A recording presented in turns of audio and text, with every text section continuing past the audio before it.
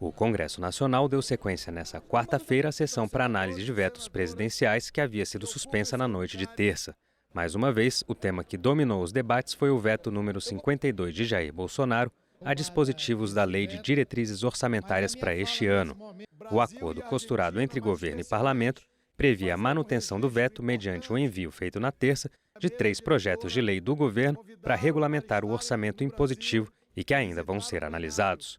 Dividido em 2 blocos, o veto aos itens que tratam da prioridade de execução das emendas do relator geral do orçamento e das comissões permanentes, em valor superior a 30 bilhões de reais, foi mantido. O governo entende que nós estamos num regime presidencialista, ou seja, o governo tem que ter a liberdade de gerenciar o seu orçamento.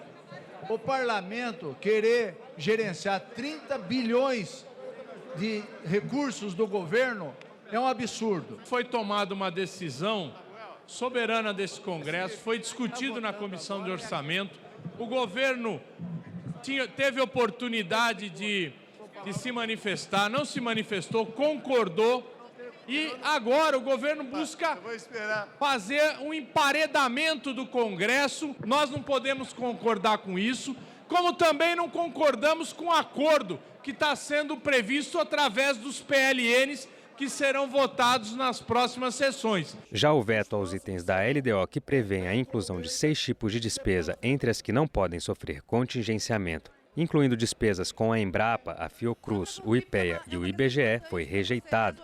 O trecho vetado agora será promulgado e incorporado à lei. Estamos falando da contribuição que a Fiocruz dá nas doenças negligenciadas, nas vacinas, nos imunobiológicos, na Zika, na chikungunya, no coronavírus. Estamos falando da Embrapa para a agricultura, nós estamos falando da questão ambiental, nós estamos falando da questão da saúde, da medicina, nós estamos falando da questão do espaço, nós estamos falando de tudo que significa avanço do país.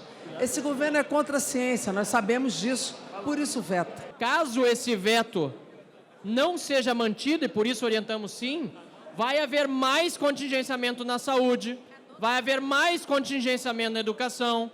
O orçamento é um só.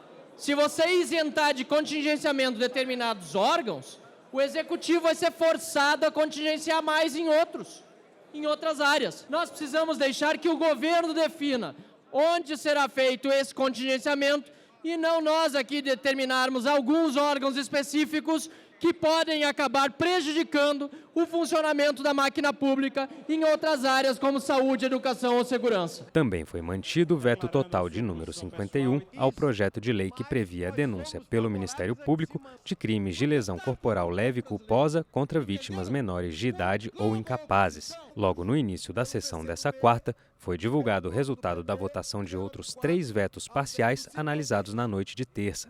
Todos foram mantidos. O veto 48, a MP que cria a modalidade de saque do FGTS e permite saques emergenciais. O veto 50, ao projeto que regulamenta o contrato de desempenho na administração pública federal. E o veto 54, a proposta que institui o Exame Nacional de Revalidação de Diplomas Médicos expedidos por faculdades estrangeiras, o Revalida. Outro veto bastante debatido nessa quarta, o de número 53, também foi mantido. Ele derrubou 3 itens da medida provisória que instituiu o programa Médicos pelo Brasil, incluindo o aumento da gratificação aos médicos.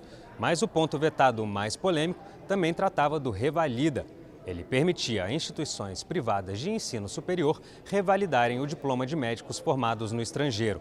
A polêmica em torno desse ponto foi tanta que dividiu até parlamentares do mesmo partido. O presidente médico defende universidade pública fazendo revalida para garantir um certame sério, qualificado, para que nós possamos acabar com esse negócio, presidente, de ter universidade nas nossas fronteiras aí, formando médico sem a menor qualidade, e quem é o mais punido, presidente, são os mais pobres desse país, porque os mais ricos cuidam no Einstein, no Sírio-Libanês, nos Estados Unidos, mas os pobres terminam sendo tratados por esses médicos mal formados no exterior. Não existe revalida light, não existe flexibilização da prova. Existe sim oportunidade para homens e mulheres que não tiveram dinheiro, R$8.000 no mínimo, para pagar uma faculdade de medicina no Brasil e foram para nossas fronteiras. Eu sou advogada E para ter a minha OAB, eu fiz uma prova da OAB. E por que dos médicos não pode ser da mesma forma? Para avaliar esses médicos, a prova do Revalida serve justamente para isso. Uma nova sessão do Congresso foi marcada para a próxima terça-feira para dar continuidade à análise de vetos presidenciais.